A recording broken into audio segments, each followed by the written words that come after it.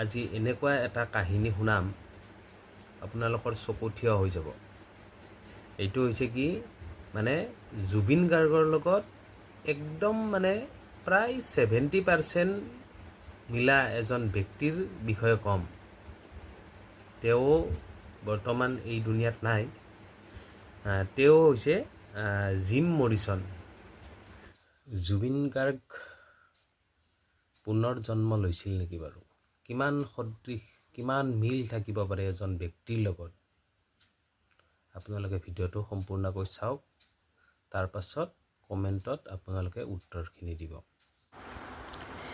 এই মানুহজনৰ নাম জিম মৰিছন। তেওঁৰ জন্ম আমেৰিকা চহৰত 1943 চনত 4 ডিচেম্বৰত হৈছিল। তেওঁ এজন পপুলাৰ ছিংগাৰ আছিল। সংগীত ইমান প্ৰিয় আছিল তাৰ বাবে মাক বাপেকৰ পৰাও আঁতৰত আছিল আৰু গান গাইছিল, ৰচিছিল। তেওঁৰ দেউতাক এজন নৌসেনা আছিল বাবে এখন চহৰৰ পৰা আন এখন চহৰলৈ সদায় ঘূৰি ফুৰিব লগা হৈছিল। তেওঁৰ গানৰ লগতে চিনেমাৰ প্ৰতিও অনুৰাগ আছিল। এখন ফিল্ম হাতত লৈছিল। তেওঁ নিজেও অভিনয় কৰা কথা আছিল। কিন্তু এদিন জিম মৰিছনে পেৰিছত ফুৰিব গ'ল। তাত তেওঁ কি হ'ল, গৈ কিনে গা ধোৱা মন কৰিলে। সেইবাবে তেওঁ বাথৰুমত সোমাল গা ধোৱাৰ বাবে। কিন্তু 2 ঘণ্টা পাছত ওচৰ চুবুৰীয়াই তেওঁক বাথটাবৰ পৰা মৃত অৱস্থাত উদ্ধাৰ কৰিলে। অৰ্থাৎ তেওঁ বাথটাবত পানীত পৰি তেওঁ মৰিল। তেওঁৰ মৃত্যু চনটো আছিলে 1971 চনৰ জুলাই মাহৰ 3 তাৰিখ।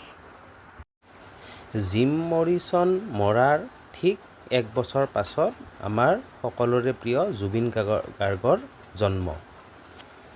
এতিয়া জিম মৰিছনৰ যেনেকৈ দেউতাকৰ লগত এঠাইৰ পৰা আন ঠাইলৈ ঘূৰি ফুৰিব লাগিছিল, ঠিক তেনেকৈ জুবিন গাৰ্গো ঘূৰি ফুৰিব লাগিছিল।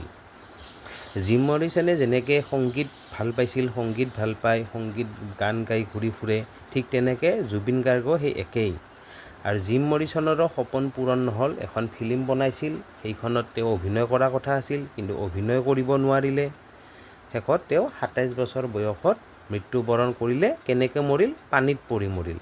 ঠিক তেনেকৈ জুবিন গাৰ্গৰ ক্ষেত্ৰতো একদম ছেম টু ছেমেই হ'ল।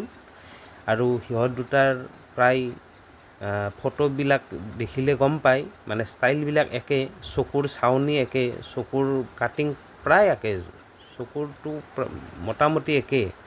মানে এতিয়া কথাটো হ'ল কি, জুবিন গাৰ্গ আকৌ পুনৰ জন্ম ল'ব নেকি? যিবিলাক ভাল আত্মা, সকলোৰে প্ৰিয় মানুহ, সেই মানুহজনৰ যদি কিবা আধৰুৱা হৈ থাকে, তেওঁ আকৌ জন্মগ্ৰহণ কৰে। এইবিলাক কথা শাস্ত্ৰত আছে।